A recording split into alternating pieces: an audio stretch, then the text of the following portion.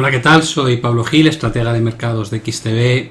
Bienvenidos a esta visión de mercados que presentamos casi todos los lunes. El pasado no fue porque estaba dedicándome a otras cosas, como fue, por ejemplo, la preparación del informe que presentaré en enero sobre las previsiones de lo que se puede esperar de cara a 2023. Pero hoy vamos a retomar un poco el ritmo habitual y para ello, pues como sabéis, lo primero que os pido es que me confirméis que estáis recibiendo correctamente a mi vídeo. Ya sabéis que cuando miro para otro lado es por la tercera pantalla donde os tengo ubicados con el chat. Veo que por aquí me decís que en la parte de España todo perfecto, todo ok. Me faltaría una confirmación de alguien que esté en el canal de LATAM, Latinoamérica, por favor, si sois tan amables. Parece que también está correcto. Vale, fenomenal. Bueno, pues vamos con el recorrido que hacemos habitualmente. Ya sabéis que la primera parte sobre todo la dedicamos a lo que es el análisis de lo que se ha ido publicando y al entorno geopolítico. Desde esa perspectiva, bueno, pues en Europa tal vez los datos más relevantes han sido los PMIs de servicios, que se siguen manteniendo débiles, como veis, por debajo de 50, el último dato 48,5, veníamos de 48,6, y también datos de consumo débiles, las ventas, lo que llamamos ventas minoristas en 1,-1,8 respecto a 0,8 del mes previo. La inflación general, sin embargo, mejoró. El dato de HICP marcó su primer descenso desde que empezaron a subir los datos de inflación en febrero de 2021, y ahí lo veis en ese movimiento de corrección, ligera corrección a la baja, que de alguna manera abre la expectativa de si ya hemos visto el pico de inflación. Si recordáis, siempre decíamos que llevábamos un decalaje de unos 3 meses respecto a Estados Unidos. Estados Unidos lleva 3 meses publicando datos cada vez más débiles de inflación, y parece que ahora llega el dato de ese potencial pico en Europa, lo cual es buena noticia. Y el único pero es que la inflación subyacente simplemente repitió, no cayó más, se quedó en el 5%, que es igual al dato anterior, lo cual demuestra que buena parte de la corrección que hemos tenido en términos del dato de inflación general, pues proviene de esa caída tanto en el precio del petróleo como el que se había registrado anteriormente en términos de gas natural, porque la realidad es que el precio de los alimentos sigue marcando una tendencia alcista y no ha revertido en absoluto. Pero el otro día en Twitter comentaba, ¿no? Porque tal vez la forma en la que manejamos los datos pues nos lleva a errores, ¿no? Y muchas veces que entiendo que cuando estamos publicando y hablando de datos, son datos mensuales, son datos interanuales, son datos indexados, y al final la gente se pierde. Entonces estos datos van a parar a manos de los políticos, da igual qué partido político, a manos de los políticos, y te los venden, ¿no?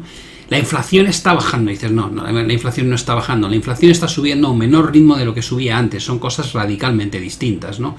Entonces, si queréis ver realmente cuál es el proceso inflacionista de forma agregada y saber cuánto poder adquisitivo está perdiendo el ciudadano, yo he puesto aquí un gráfico en el caso de Europa, pues para la zona euro, ya que estábamos comentando el dato de HICP, ahí veis la evolución, ¿no? Esto estaba en niveles de 70 en los años 90 y está en 120. Y dices, bueno, ¿qué significa eso? Digo, pues que la inflación agregada, no año contra año, la que vas sumando año tras año, lo único que demuestra es que la pérdida de poder adquisitivo de tu dinero es brutal, y especialmente fuerte en el cómputo del último año y medio.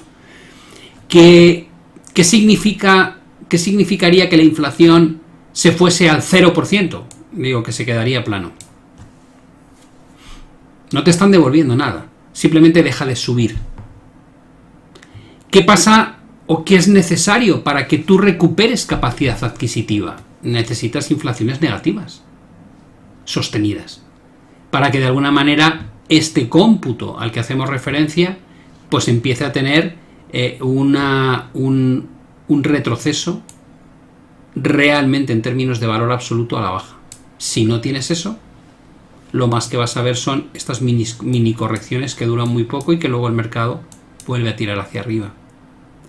Por tanto, lo que hemos perdido, no voy a decir que es imposible, porque no hay nada imposible en esta vida, pero es dificilísimo recuperarlo. Es decir, la capacidad adquisitiva que hemos perdido, alguien me podría decir, ¿y por qué dices que la hemos perdido? Digo, porque la mayoría de los trabajadores, no digo todos, pero sí la mayoría, no han conseguido que su salario se actualice al ritmo que veis de esta curva de aquí. Muy pocos trabajadores han conseguido ganancias salariales año tras año equivalentes a la inflación. Todo aquello que quede por debajo de ese nivel de inflación quiere decir que es pérdida de tu capacidad adquisitiva. Respecto a tus ahorros o tu patrimonio, necesitas haber obtenido una rentabilidad al menos equivalente a esta revalorización de la inflación para haber mantenido la capacidad adquisitiva de tus ahorros. Si lo has invertido en algo que ha ido fenomenal, evidentemente ahí tienes un colchón, pero si lo has invertido en algo que no ha ido bien, pues lógicamente al problema de la inflación encima hay que añadir el problema de haber perdido retorno sobre las decisiones de inversión que hemos realizado. Es un tema que me parecía muy interesante desde el punto de vista de que la gente entienda de una vez por todas que la inflación pase del 10 al 5 no es que baje la inflación, sino que sube más lento, ¿vale? Siempre pongo el ejemplo del coche, que creo que se entiende de fábula. Vas a 100 por hora y de repente vas a 80 y de repente vas a 60 por hora y después vas a 40 por hora. ¿Quiere eso decir que vas marcha atrás? No, quiere decir que vas hacia adelante, pero a una velocidad cada vez más lenta, ¿vale? Ese es el concepto. ¿De qué necesito para decir estoy recorriendo hacia atrás parte del trayecto que recorrí hacia adelante? Tienes que meter marcha atrás en el auto o en el coche y tienes que desandar parte del terreno. Marcha atrás. Con inflaciones negativas. Y eso es lo que digo que es realmente difícil, por no decir casi imposible que ocurra, y solo hemos visto un país donde ha pasado, y no ha sido realmente deflación, sino más bien estancamiento, como fue Japón, y duró poco tiempo, duró unos años. ¿Qué más se ha publicado? Bueno, esta semana lo más importante va a ser el Banco Central Europeo. Ya sabéis que el jueves yo retransmitiré esta reunión en vivo, y se espera una subida de medio punto porcentual. Eso creo que es un consenso bastante claro. Lo han ido radiando los distintos consejeros del Banco Central Europeo y es lo que descuenta en este momento el mercado, lo cual va a situar las tasas de interés en el 2,5% a nivel general y la tasa de descuento en el 2%. ¿Qué es lo que me parece más interesante? Lo que creo que va a ser más importante es que nos cuenten cómo pretenden reducir el balance de bonos, es decir, el programa de QT o Quantitative Tightening.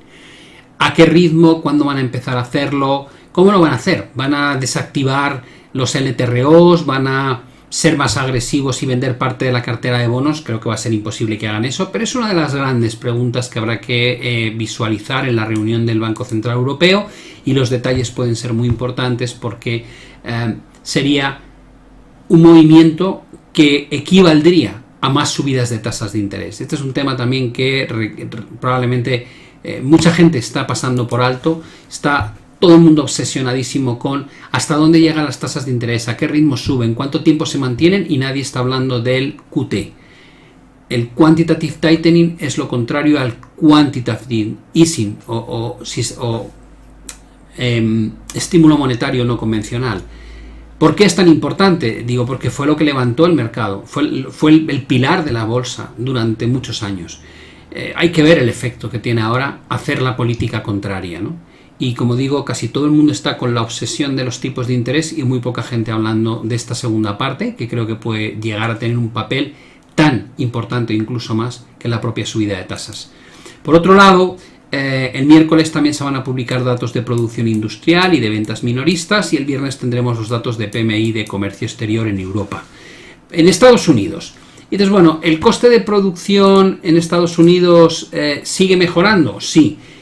Pero menos de lo esperado. Se esperaba una caída hasta el 7,2% y ha sido hasta el 7,4%. Aún así ha mejorado. Y también ha ocurrido lo mismo con el dato de coste de producción subyacente, es decir, el que no computa ni energía ni tampoco alimentos.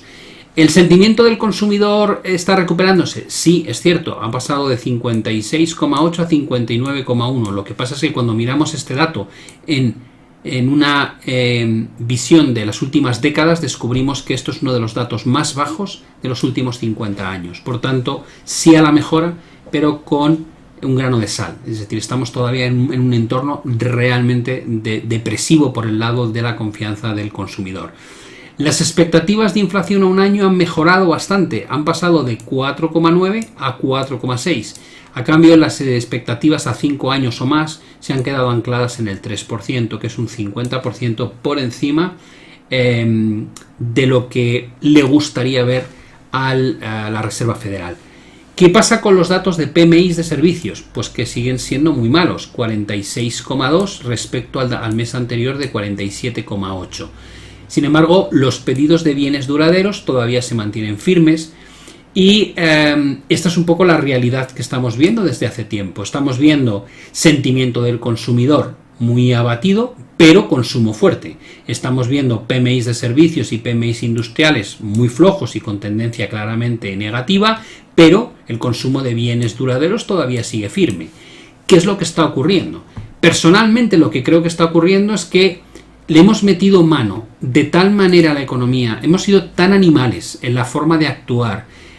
Alguno dirá justificadamente, porque lo que ocurrió también era una animalada. ¿Quién se podía imaginar que en 2 años íbamos a tener 2 cisnes negros, ¿no? Una pandemia que paralizaba el mundo y luego, por otro lado, una guerra en territorio cercano a Europa. Y dices, sí, la verdad es que son situaciones extraordinarias y las medidas fueron todavía más extraordinarias en términos de política monetaria y política fiscal.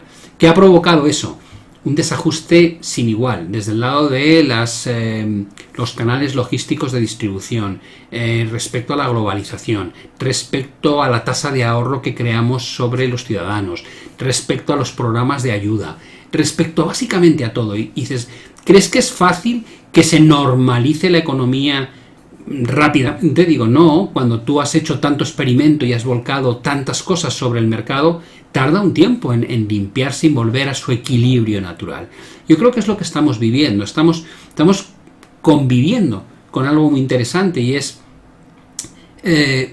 todo el mundo, todos los economistas y los estrategas hablan de una probabilidad extraordinariamente alta de recesión. Nunca en la historia se había pronosticado con tanta probabilidad una recesión. Y dices, ya, y eso lleva a mucha gente a decir, ya hemos visto lo peor, ya se ha descontado. Y dices, no, para, si lo que estamos diciendo es que hemos metido mano de tal manera al mercado que, a pesar probablemente de que está ultra analizado y descontado el hecho de que va a haber una recesión, mira la curva de tipos, cómo la tienes, tal vez tarde más en plasmarse de lo que estamos dispuestos a esperar. Y que cuando luego llegue sea peor de lo esperado.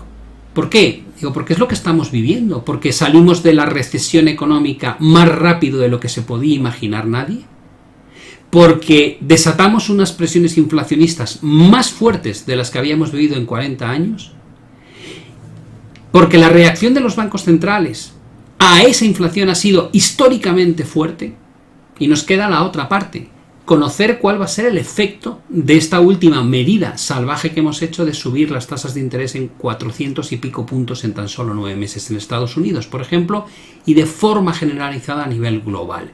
Ese es nuestro nuevo entorno. Es un entorno de volantazos, es un entorno, esto es como cuando, como digo yo, permitidme que se me vea un poco mejor, esto es como cuando ves a un niño aprender a montar en bicicleta y pierde un poquito el equilibrio y hace un primer movimiento de volante, ¿no? De manillar, y se da cuenta que se va hacia un lado y corrige hacia el otro rápidamente y luego hacia otro y luego hacia otro, y hay un momento en que tú le ves que está haciendo así.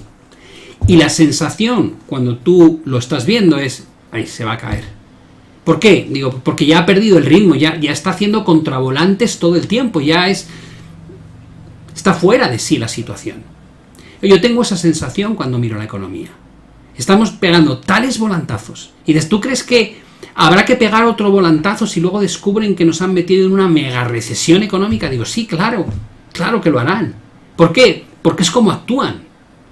Entonces, ¿cuál es la solución? Digo, la solución es corregir el primer problema, no con un volantazo grande, sino con un ajuste muy sutil. Y no hemos hecho eso nunca. Nos hemos puesto la careta, hablo de en este caso gobiernos y bancos centrales, la careta de somos los superhéroes, somos el grupo Marvel nuevo, ¿no? Vamos a salvar el mundo. ¿Haciendo qué? Y te dicen, lo que haga falta. Digo, pero vamos a ver, para.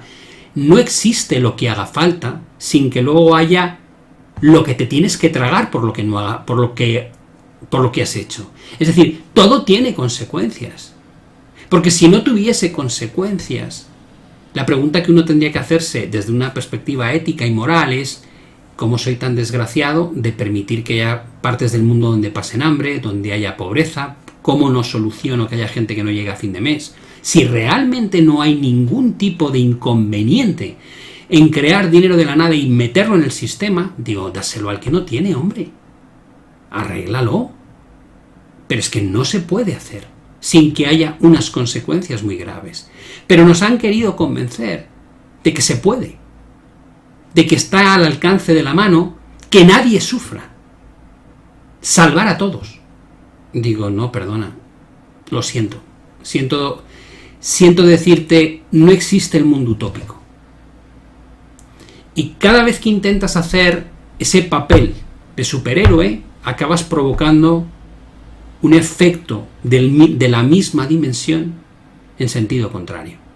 Tarda en llegar, pero acaba llegando. Y eso es lo que llevamos viviendo prácticamente desde el año 2020. Y creo que es muy importante que la gente lo entienda, y es algo de lo que hablaré, lógicamente, cuando plantee el escenario 2023 en adelante. ¿Qué más conocimos? La FED va a ser el miércoles. También yo lo voy a retransmitir en directo, como sabéis, de forma habitual, como invitado desde Latinoamérica. Y todo el mercado descuenta que va a haber una subida de 0,50. ¿Cuánto es el porcentaje de consenso? 78,2%. ¿Queda alguno que piensa que podrían subir 0,75? Sí, un poco más de un 20% del mercado. ¿Qué va a ser definitorio? ¿Qué es lo que va a, de alguna manera, dejar claro ya de forma evidente lo que va a pasar el miércoles? Bueno, lo que pase con el dato de inflación que se publicará el martes. El martes el dato de CPI o IPC se esperan caídas desde el 7,7 al 7,3 a nivel general y desde el 6,3 al 6,1 a nivel subyacente. Es decir, sin energía y sin alimentos. ¿Y qué va a pasar si salen estos datos? Digo, pues que probablemente esta probabilidad se va a ir al 100%. Entonces, ¿qué hace falta para que este dato gane en probabilidad? Digo, pues necesitas que el dato que salga no sea tan bajo. Si tú tienes un dato de 6,4 y de 7,8, te aseguro que esto va a pegar un bote enorme en detrimento de esto otro. ¿Es factible que eso pase? No tengo ni la más remota idea. ¿Qué es lo que afectó más positivamente a la caída de la inflación del mes anterior? El cambio en cómo se calculaban las cuotas de los seguros médicos dentro del IPC. Alguien podrá decir, eso es manipular. Digo, bueno, bienvenido al juego de la manipulación. Llevamos viendo manipulación de cómo se calcula el dato de IPC prácticamente 4 décadas, con lo cual no debería sorprendernos a ninguno. ¿Van a cambiar algo más en este cálculo? Digo, no, en teoría van a usar las mismas métricas que ya presentaron en el mes anterior. Algunos dicen que por eso tal vez no caiga tanto, ya lo veremos. Pero sobre el papel el mercado cotiza 0,50. El jueves conoceremos datos de consumo y de producción industrial y el viernes datos de PMIs. ¿Qué más hay así que me haya llamado la atención antes de alejarnos, digamos, de las economías más desarrolladas? Bueno, ya sabéis que en Europa, en Reino Unido vive una situación muy complicada con huelgas programadas. El gobierno incluso está hablando de utilizar al ejército para cubrir ciertos puestos mínimos de emergencia, pues por ejemplo en transporte público, en los controladores aéreos de los aeropuertos y cosas similares, pero sí podría tener un efecto bastante negativo en una economía donde ya se pronostica que va a haber una recesión que probablemente dure 2 años, según nos dice el propio Banco de Inglaterra.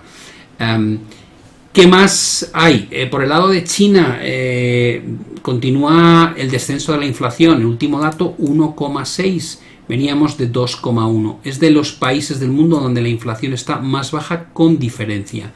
También hemos visto descensos en el coste de producción. del menos 1,3 el último dato publicado. Pero por el lado negativo, mucho deterioro en los PMIs de servicios, que están ya en 46,7 en lugar de en 48,4. ¿Qué implica que la segunda economía del mundo tenga poco crecimiento económico, haya fallado en más de 2 puntos la previsión en este año de lo que presentaban? Ellos, el gobierno chino decía que iban a crecer al 5,5%, van a crecer más cerca del 3%. Hay revuelta social respecto a cómo se está tratando la situación del COVID. Mucha gente decía, mira, hemos estado 3 años confinados, vale, pero cuando de repente vemos a nuestro presidente que se va por ahí sin mascarilla, haciendo vida normal a nivel internacional, y luego vemos las escenas del mundial, pues sinceramente se nos abren los ojos y pensamos, somos los únicos imbéciles del mundo que todavía seguimos tratando la enfermedad como si estuviésemos antes de que hubiese vacunas. Eso es un poco el grito muy resumido de la sociedad en China, ¿no?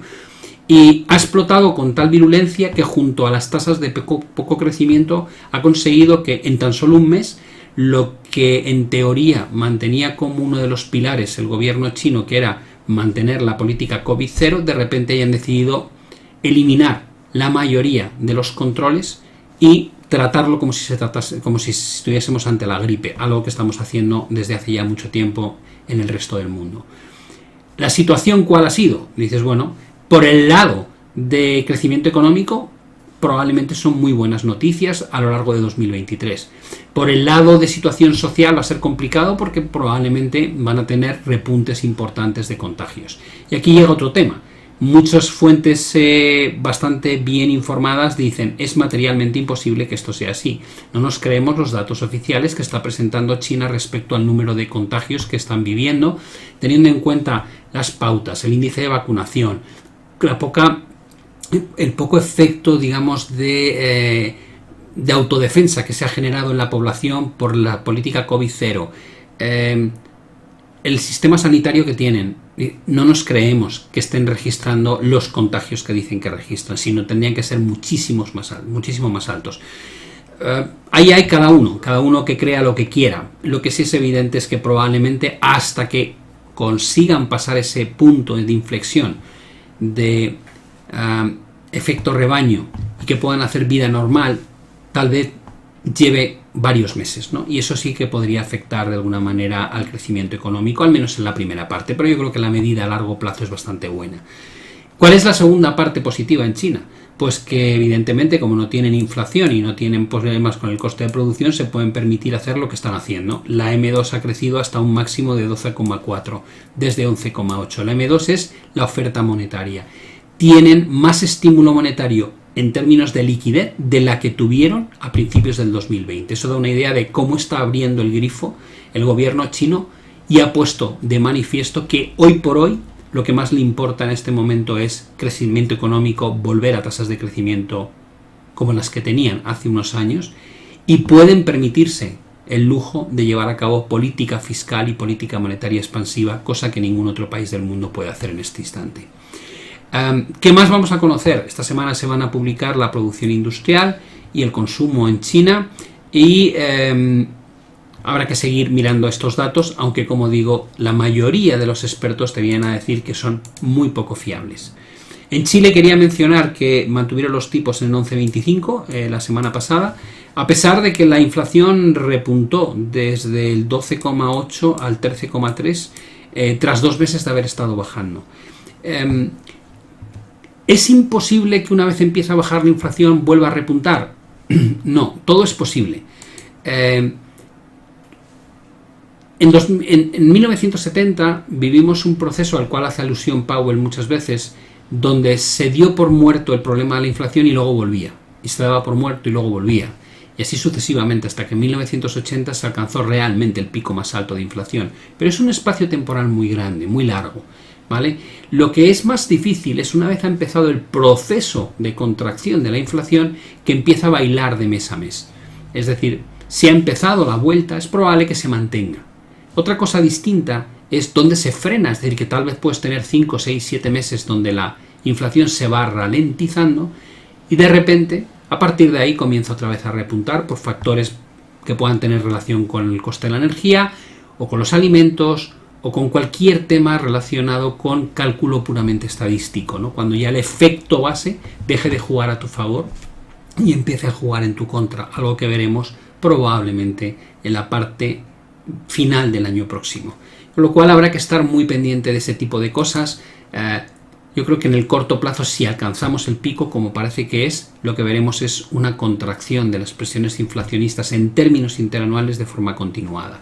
Por el lado de la invasión de Rusia a Ucrania, bueno, aquí lo que tenemos básicamente es un problema en el sentido de algo ha cambiado, ¿no? Hasta ahora veíamos cómo Rusia estaba utilizando su ejército para atacar las infraestructuras principales de las ciudades en Ucrania, básicamente convirtiendo en un calvario el invierno, ¿no? No tienen agua caliente, no tienen luz, no tienen calefacción, un país donde se pueden registrar temperaturas bajo cero muy grandes, y es una forma, ¿no?, de presionar a Zelensky, al gobierno ucraniano, para que acepte determinados criterios de alto el fuego, y de repente empieza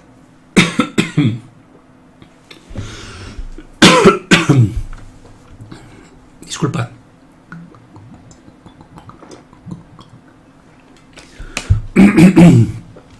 Y de repente el ejército ucraniano comienza a hacer algo que no había hecho hasta ahora, ¿no?, que es atacar en territorio ruso a través del uso de drones, como dicen algunos, de una época muy antigua, pero con bastante efectividad. Empiezan a atacar pues algunos objetivos militares en territorio ruso. Y eso, evidentemente, enardece a las tropas ucranianas, pero preocupa muchísimo a la comunidad internacional, ¿no? Porque en el momento en que el conflicto se libra en territorio externo, Rusia, te puedes creer o no que vaya a cumplir con su declaración de no usaremos armas nucleares para atacar a un tercero, pero sí las usaremos para defender nuestra soberanía.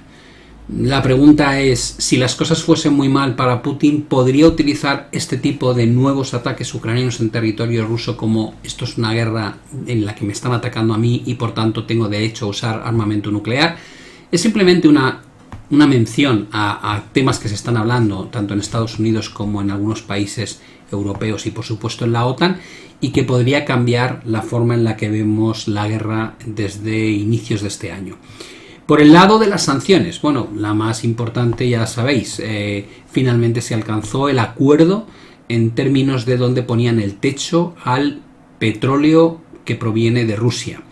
Es un acuerdo entre el G7, que son las 7 economías más importantes del mundo, y por otro lado la Unión Europea. ¿Qué tenemos sobre la mesa? Digo, bueno, la realidad es que Rusia exporta dos tipos de petróleo: el petróleo que proviene de Siberia y el petróleo que proviene de los Urales. Y dices, bueno, hay mucha diferencia. Digo, sí, el petróleo que viene de Siberia se vende más caro que el petróleo que viene de los Urales. De hecho, la diferencia es bastante grande. ¿Cuál es el techo que le han puesto? 60. La suma de los dos precios de petróleo rusos están por encima o por debajo de 60. Digo, están por debajo. Es decir, a los precios actuales realmente no hay ninguna limitación para Rusia a la hora de vender su petróleo. No les afecta. Y dices, vale, ¿cómo suele ser el diferencial? Digo, el diferencial entre el petróleo ruso agregado, las dos fuentes, respecto al Brent, entre 15 y 20 dólares de diferencia a la baja.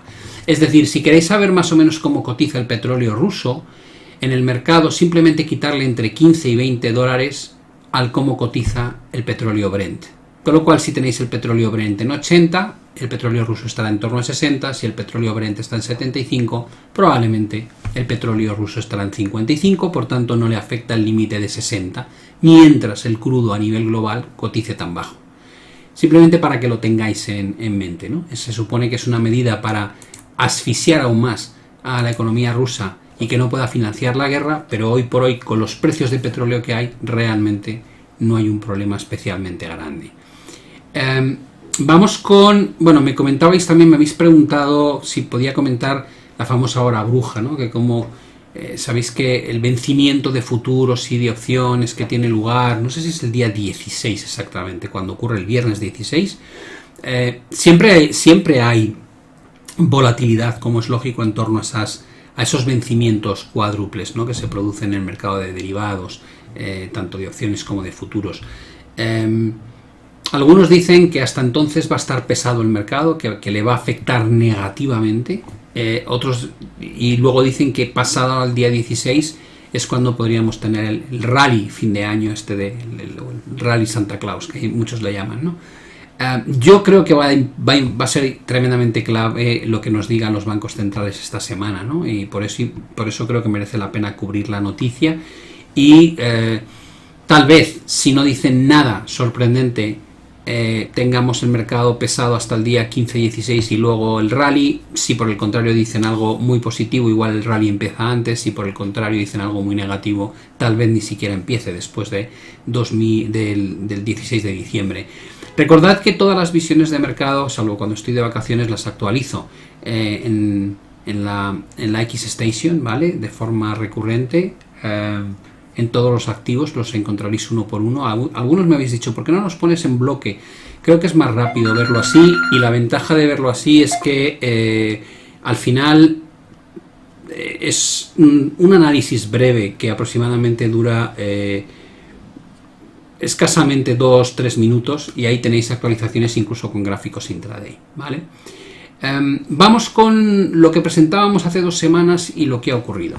Y dices, bueno, el bono estadounidense 10 años, ¿cómo lo ves? Digo, bueno, pues nuestro objetivo era atacar como mínimo 3.57, que era este mínimo de aquí, y en el mejor de los casos esta zona, que era 3.44. Esta es la zona pivote. Y desde ahí es donde hemos llegado. Digo, sí, estamos justamente en ese soporte clave. ¿Qué crees que es más probable que ocurra aquí? Digo, viendo la tendencia alcista que tenemos, viendo la importancia del soporte, viendo la sobreventa que se ha producido, viendo las rupturas de las directrices de RSI, creo que es más factible que empecemos un proceso de recuperación hacia cotas más altas. ¿Qué me gustaría utilizar como argumento de que este es el escenario que se está desarrollando? Que antes se rompa este techo. Este es un gráfico intraday. Esta zona de suelos y posteriores techos es clave. Y dices, vale, entonces si rompemos esto, es cuando creo que realmente nos venimos aquí. Y mientras no se rompa esto, el riesgo es seguir bajando. Efectivamente, ese sería el resumen. Si se llega a romper 3.44 hacia abajo con claridad, ¿dónde crees que vamos? Digo, creo que vamos a la siguiente zona pivote, esta de aquí. Y a poner a prueba la directriz alcista desde mínimos. Más o menos zonas de 3.10, 3.20. Y desde ahí esperaría una nueva recuperación.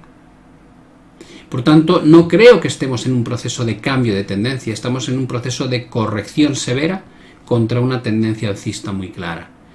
Y o bien rompiendo esto, o bien alcanzando este suelo, creo que va a haber una oportunidad de recuperación hacia la zona de 3.90, 4%.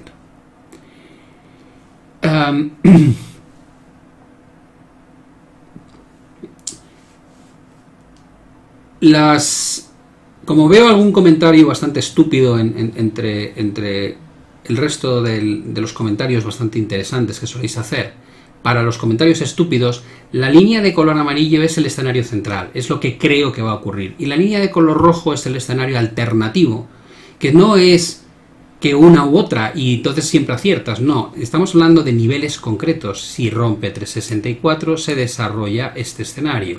Si no se rompe 3.64 y se rompe 3.44, se desarrolla este otro escenario con una caída hasta niveles de 3.10, 3.20. Está muy claro el punto a partir del cual comienza un escenario, el punto a partir del cual comienza otro distinto.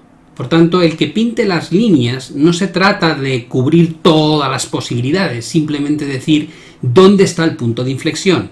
O dicho de otra forma, para el que lo mira con cierta inteligencia, lo que dirá es, jo, qué importante es esta zona pivote. Digo, sí, efectivamente es súper importante. ¿Por qué? Porque actúo de suelo, actúo de techo, y lógicamente, si se pierde este suelo y se pierde 3.887 al cierre, Lo que espero es que se produzca un movimiento de ataque hacia 3.583, 3.685. Pero mientras no se rompa este suelo, cabe la posibilidad de que volvamos a retestear la directriz bajista, que no espero que se rompa y que luego ponga más adelante presión otra vez en el soporte. El escenario en rojo lo considero menos probable. ¿Por qué? Pues porque hay cortes descendentes en MACD y en estocástico y estamos en una tendencia claramente a la baja que lleva funcionando desde principios de este año. Eso me molesto en ponerlo aquí. Por tanto, es un tema, como alguno inteligente está poniendo, es un tema de probabilidades, porque el análisis es siempre probabilidad. Nadie tiene ninguna maldita bola de cristal, nadie sabe realmente lo que va a ocurrir. Lo que tienes que mojarte es, si pasa esto, yo creo que el escenario que va a desarrollarse es este. Y si no pasa, el escenario alternativo es este. Creo que es la forma en la que uno se acerca al mercado. Lo voy a decir más claro. Es la forma inteligente de acercarte al mercado. Porque dar por hecho solo un escenario va a pasar esto sí o sí, es una auténtica estupidez, teniendo en cuenta que nadie sabe exactamente lo que va a ocurrir. Con lo cual a mí cuando me cuentan las cosas lo que me encanta es que me digan, creo que esto es lo más probable, pero estate atento porque si pasa esto otro probablemente hay que cambiar de opinión. Eso es lo que creo que es exactamente cómo hay que hacer este trabajo, ¿vale? En la bolsa americana yo sigo pensando que vamos a tener un desarrollo hacia cotas más bajas que se puede ver retrasado por este movimiento de rechazo de 3.887. La pregunta de ¿y este es el inicio de un desplome? No lo creo. ¿Por qué motivo? Digo, pues porque normalmente en diciembre el mercado, si ataca aquí abajo, volveremos a tener sobreventa extrema a nivel diario y no tenemos sobrecompra extrema a nivel semanal. Por tanto, es muy probable que desde aquí, si se llega a producir esta caída severa, desde aquí veamos otra vez cómo el mercado retoma hacia esa zona pivote en torno a 3.887. ¿Cómo se vive esto en la bolsa alemana?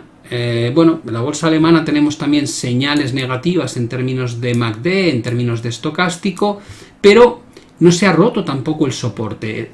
Hace 2 semanas decía que tenían que ocurrir varias cosas. 1. Rechazar el 61,8% de Fibonacci, cosa que ha ocurrido. 2. Romper la directriz que unía los mínimos crecientes, cosa que también ha ocurrido. 3. Perder el último mínimo creciente en 14.140, cosa que no ha pasado todavía. Y entonces vale, si no rompes 14.140 quiere decir que tu secuencia de mínimos cada vez más alta sigue siendo una secuencia intacta y como tienes máximos cada vez más altos no hay nada que impida que puedas tener un último desarrollo alcista que ponga a prueba el techo en 15.100, que era la antigua zona de soporte que funcionó durante todo el año 2021 y luego actuó de techo en 2022. ¿Es el escenario preferido? No, teniendo en cuenta estas señales, no. Pero para poder hablar de una caída más severa hace falta perder 14.140, que es la tercera condición que falta. Y si eso ocurre, lo más probable es que veamos correcciones hacia el 38-50% de Fibonacci de toda la última fase impulsiva que hemos tenido.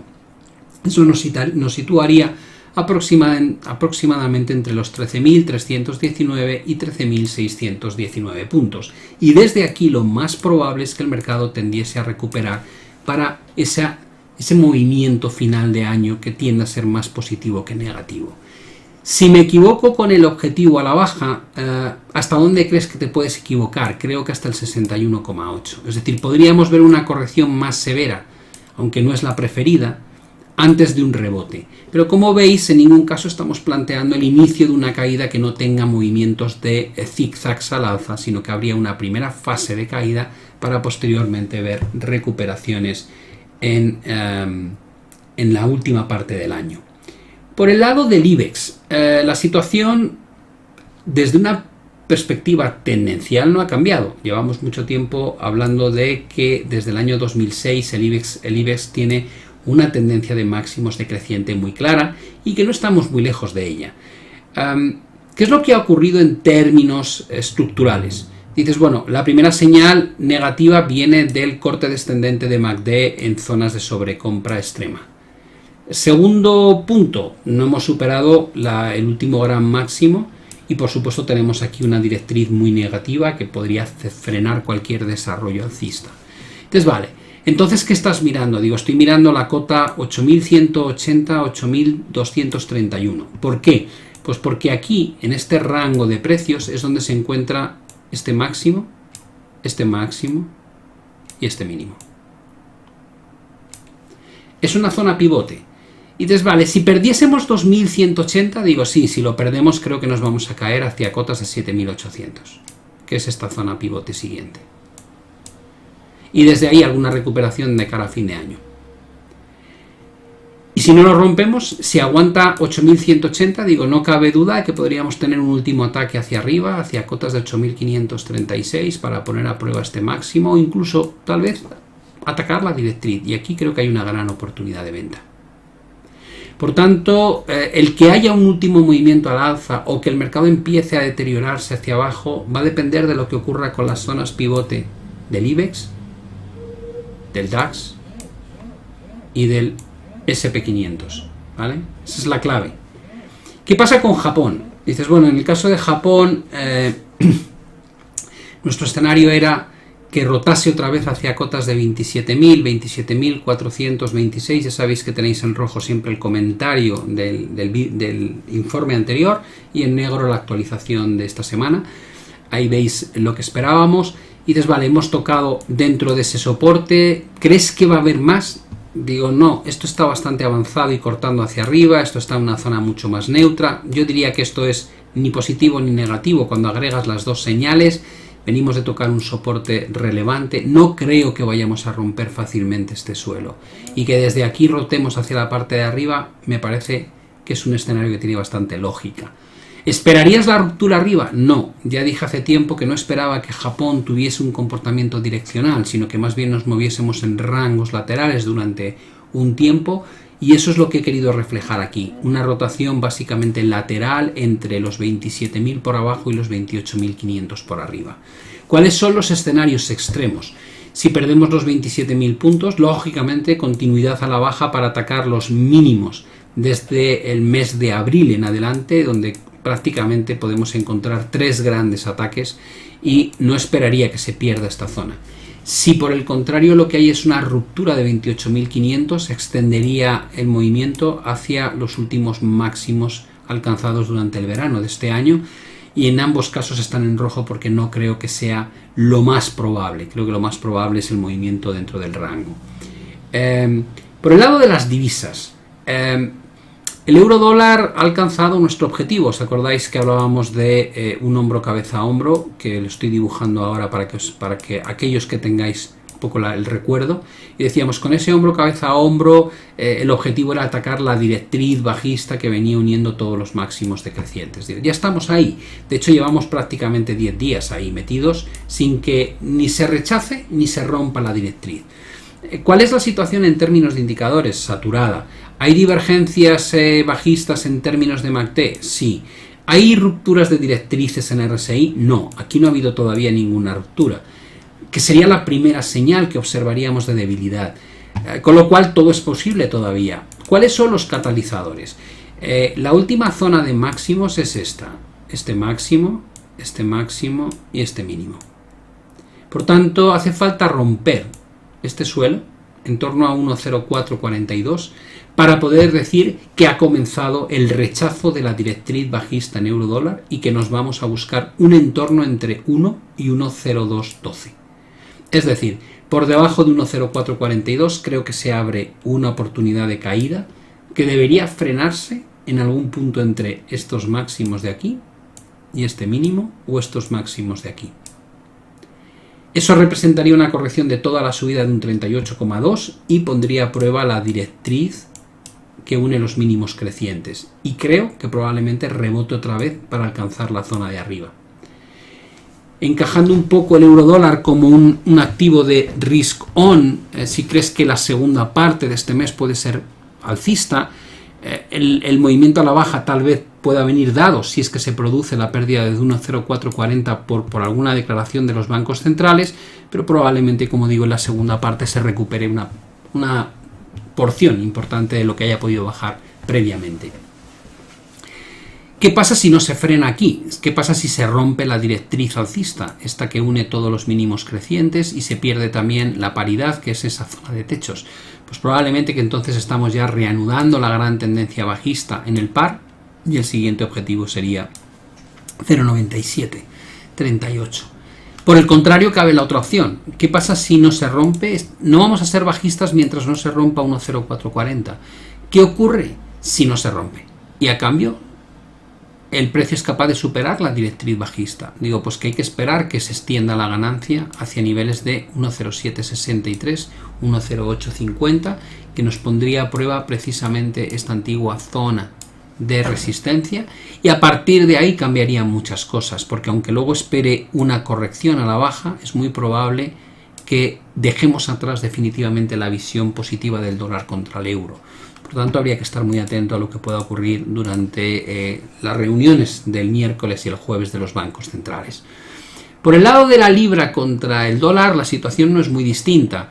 Nuestro objetivo era llegar a 1,21, 1,23,5, 1,2175, perdón, 1,23,5. Ya estamos ahí, hemos tocado en 2 ocasiones. Aquí sí hay cierto deterioro en términos de RSI, pero todavía es un poco incipiente, y caben 2 posibilidades. La que más me encaja, que haya una primera corrección para poner a prueba la directriz alcista que une los mínimos crecientes, y si aguanta esa directriz, un ataque hacia cotas más altas del entorno de 1,2630, 1,2614.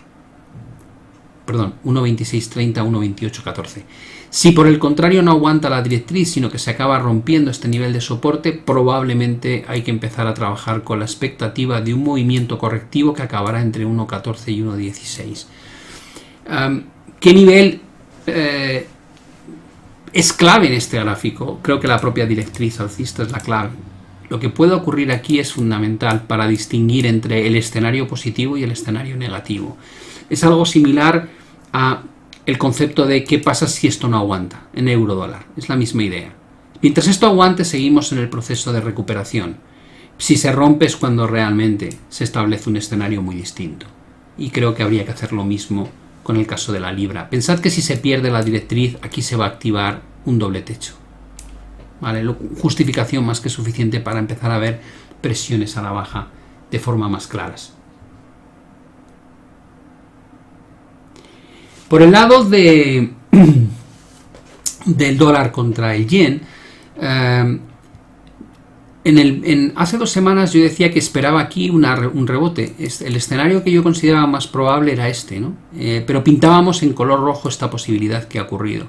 Entonces, vale. Mientras no se rompiese 137.75, yo confiaba en que el movimiento era correctivo, se finalizaba en esta zona y empezábamos a ver un rebote, y por encima de 142.25 es cuando se desarrollaban realmente escenarios otra vez favorables al dólar. Pero en lugar de eso, de los 2 objetivos que había, de las 2 posibilidades, el mercado optó por romper 137.75, y entonces decíamos que de pasar eso, nuestro primer objetivo sería 133.30, que coincidía con el 50% de corrección de Fibonacci. Este era nuestro objetivo. Y dices, vale, ¿cómo lo ves ahora que hemos estado tan cerquita de ese nivel de objetivo o take profit? Creo que no ha cambiado mucho. No veo formaciones de vuelta. La estructura de máximos decrecientes sigue siendo la misma. La estructura de mínimos decrecientes sigue siendo la misma. Por tanto, lo que considero es que no va a ser fácil romper este techo, y que desde aquí probablemente vamos a ver un último impulso que nos lleve a alcanzar cotas de 130, 131.75, que va a poner a prueba una anterior zona de grandes techos y suelos, y que desde ahí es de donde probablemente surjan los impulsos suficientemente grandes como para romper la directriz bajista que ha estado marcando toda la tendencia desde los máximos en los que intervino el Banco de Japón. Por lo tanto, en este gráfico el punto de inflexión clave está en si se rompe o no se rompe este soporte, este antiguo soporte ahora convertido en techo. Si no se recupera, queda todavía un impulso a la baja fuerte.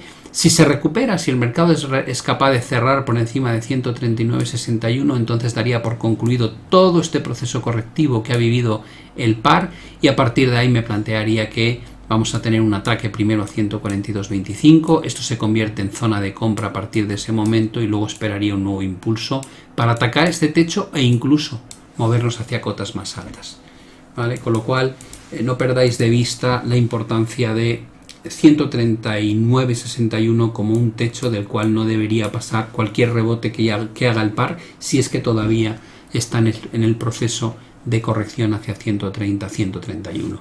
Por el lado del dólar contra el peso mexicano, la semana ha sido una semana donde el dólar lo ha hecho mucho mejor que el peso, empezó rompiendo la directriz bajista, después de romper la directriz bajista superó la última zona de máximos intraday decrecientes y decíamos que esos máximos, si se rompían, que eran 19.62, le darían cierto oxígeno al par para atacar cotas más altas. Ha cambiado algo, estos mínimos son mínimos decrecientes, la secuencia de máximos son máximos decrecientes también. Realmente la ruptura del rango principal de los últimos 2 años sigue siendo válida.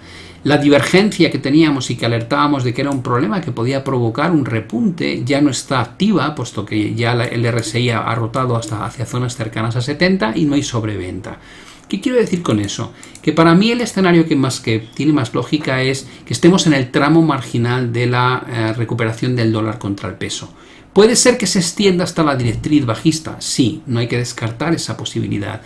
Pero tampoco sería raro si empieza el movimiento a la baja ya. En cualquier caso, yo creo que estos son zonas de venta que habría que aprovechar buscando luego una rotación paulatina hacia cotas más bajas que acabe metiéndonos en el entorno objetivo de 18.41, 18.86. ¿Dónde das por terminado esta visión favorable al peso? Solamente si lo que tenemos es una ruptura de la zona de resistencia. Es decir, si rompemos 20.15 por arriba, o 20.16, en este caso creo que es, sí, 20.16, da la sensación de que esto habría que tratarlo como un bear trap y que el mercado volvería otra vez a rotar primero hacia 20.57 y luego hacia 20.83. Disculpad. Con lo cual, mientras estemos por debajo de 20.16, yo sigo queriendo buscar oportunidades para comprar el peso mexicano contra el dólar con un objetivo en 18.86, 18.41, solo por encima de 20.16 cambiaría de opinión y me volvería otra vez a un entorno mucho más neutral entre las dos divisas. Dólar contra el peso chileno. En el último informe hablábamos de una realidad, y es que el par estaba en un rango de consolidación triangular, formado por máximos cada vez más bajos, estos máximos que veis aquí, y por otro lado mínimos cada vez más altos. Y decíamos, esta consolidación, este tipo de consolidación, tarde o temprano va a acabar, es decir, los triángulos tienen una duración X, y cuando llegas a ese punto, lógicamente, por algún lado, suele salir el mercado, ¿no? Tiene alguna ruptura, bien sea al alza o a la baja. Y por eso desarrollábamos los dos escenarios y decíamos, el escenario 1 era, si se confirma la ruptura de la banda superior, esperamos un ataque a 990.008. Si por el contrario se confirma una ruptura de la banda inferior, esperamos un ataque a 854.865. 854 es justamente donde ha ido a parar el par. Hemos tocado justo ahí.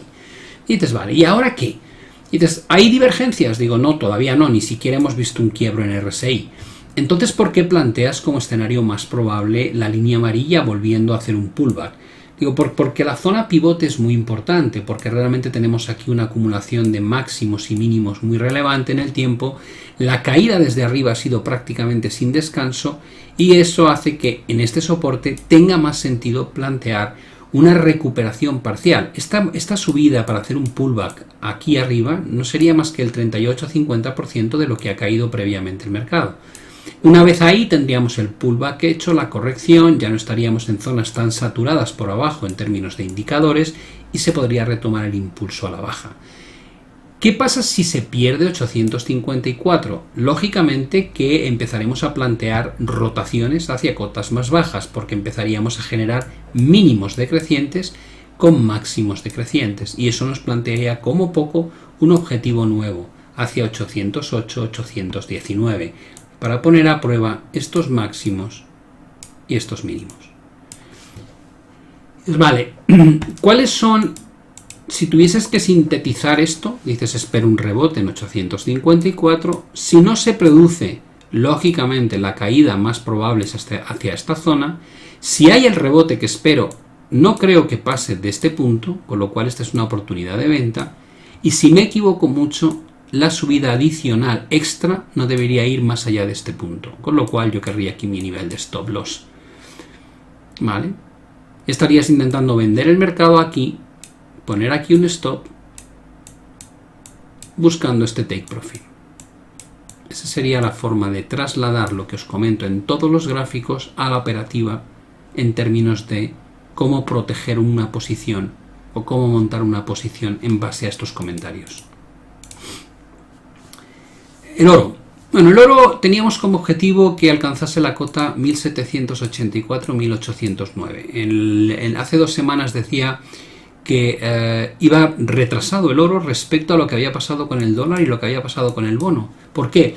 Porque el dólar estaba llegando a la directriz bajista, porque el bono estaba alcanzando el soporte principal y sin embargo el oro tardaba mucho en alcanzar su objetivo.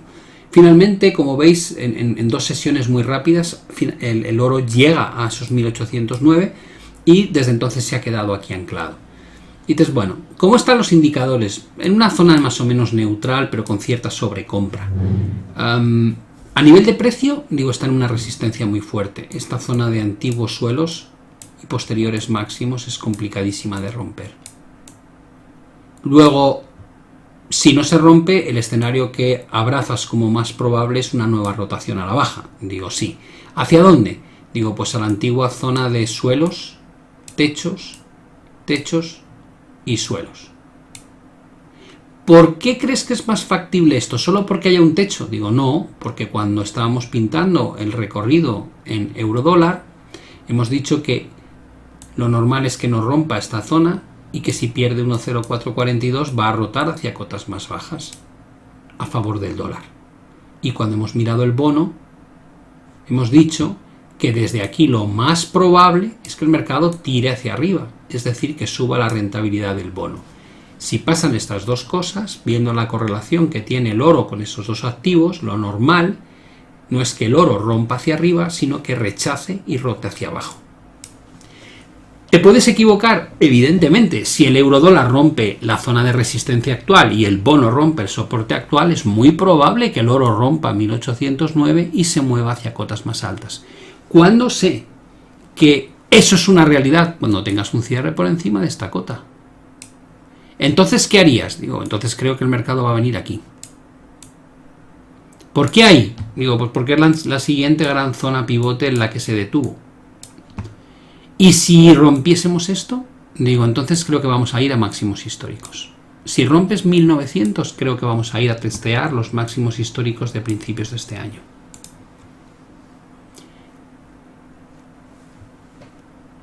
Como veis, hay un análisis de correlación detrás de lo que pintamos. No se trata solamente de poner niveles sin más.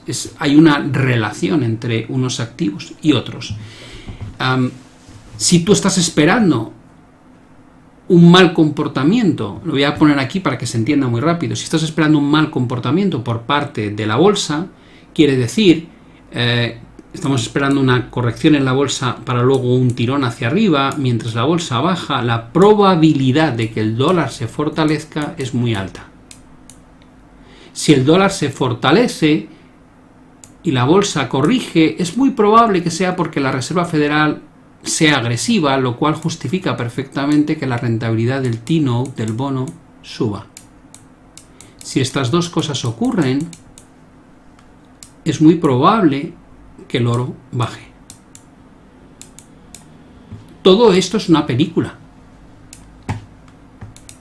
No tiene ningún sentido para mí analizar los activos de forma individualizada cuando existen relaciones entre ellos, ¿vale? ¿Qué pasa con el petróleo? Bueno, el petróleo planteábamos el otro día que se había roto.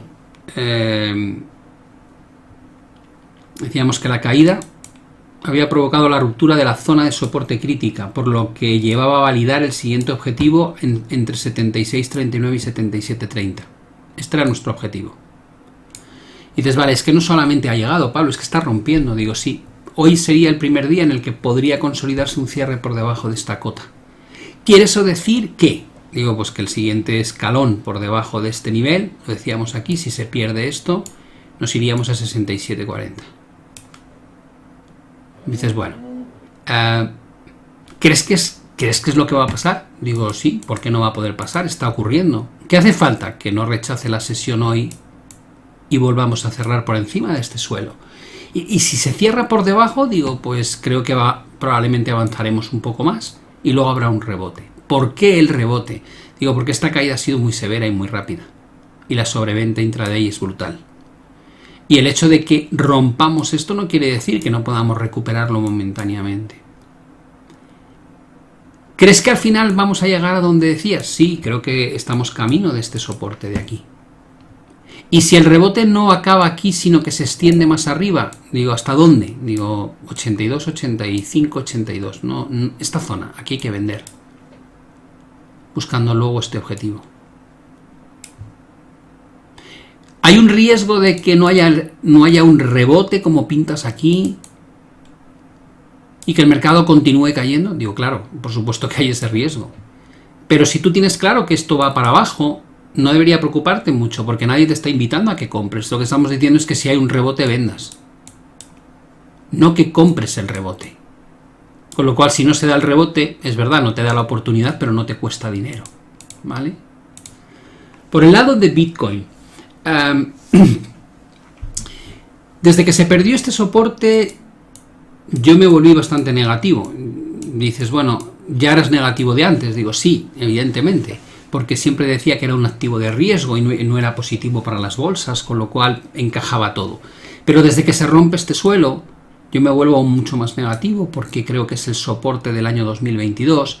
Y luego lo que ocurre, lo comentaba el viernes anterior a irme de vacaciones entre comillas, comentaba que consolidar por debajo de un nivel de suelos roto no era una señal positiva, era negativa. ¿Por qué? Porque no recuperas niveles y mientras tanto la sobreventa extrema se va limpiando. Y eso es lo que estamos viendo, que la sobreventa se va limpiando. Y ahora amaga con empezar a romper incluso la directriz hacia abajo. ¿Qué quiere eso decir? Pues que parece muy probable que tras esta consolidación lateral, nadie dice que no puedas llegar aquí arriba, pero no creo que vayamos a romper este techo. Lo normal es que el mercado tarde o temprano retome la tendencia, ataque los 14.000 puntos y a medio largo plazo zonas cercanas a los 10.000. Dices, vale, este es tu escenario base. Digo, sí. ¿Y cuál es el escenario alternativo? Digo, el escenario alternativo es que el mercado me sorprenda y sí consiga recuperar 18.657. Y en ese caso esperaría subidas adicionales hasta 21.282 para poner a prueba el último gran máximo descendente. No creo que eso lo vaya a romper, aquí habría que vender porque creo que esto tarde o temprano lo vamos a acabar viendo, ¿vale? Por tanto, una visión estructuralmente negativa en Bitcoin, esperando alguna señal. Dices, vale, si tuvieses que utilizar alguna señal, digo, tienes la primera señal aquí y la segunda señal, mira esa secuencia de mínimos creciente y si ves que ese mínimo se empieza a perder, probablemente te está advirtiendo de esta primera fase de impulso a la baja, ¿vale? Con objetivo en los soportes anteriores. Por debajo de esos soportes ya tendrías casi confirmado que el siguiente movimiento se va a mover hacia cotas de 14.000.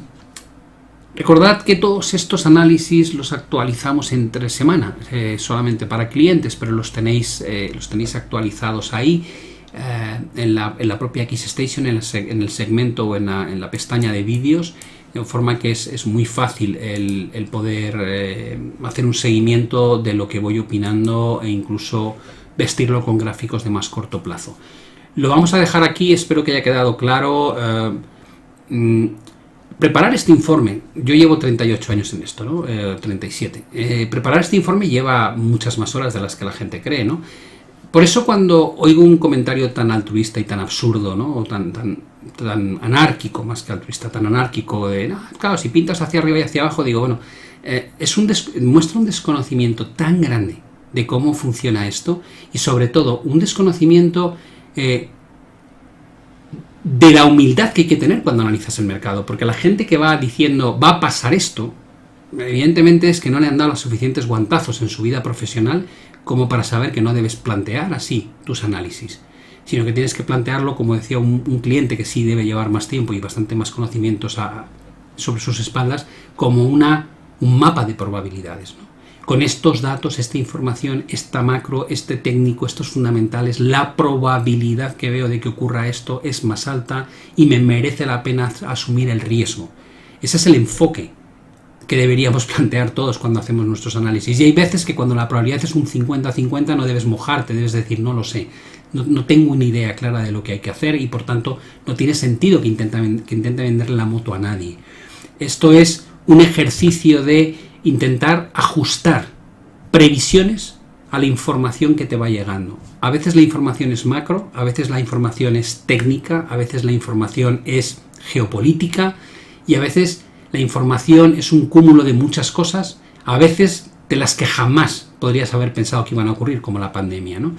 Y es la cintura del analista o el estratega que adapta todas esas circunstancias para dinámicamente ajustar sus escenarios lo que le hace que sea bueno o malo. No es el que se ancla en una idea y la defiende cuando ya no hay argumentos para defenderla. Por tanto, espero, y sé que el 99% de vosotros así lo hacéis, espero que se entienda la forma en la que planteo estos análisis, que como digo, llevan mucho trabajo y que da mucha rabia cuando la gente, pues de una forma tan poco basada en datos o en argumentos, te lo quiere desmontar en cuestión de una mera frase. Os dejo aquí, suerte a todos con las inversiones y nos vemos ya en la próxima emisión. Un saludo y hasta la vista.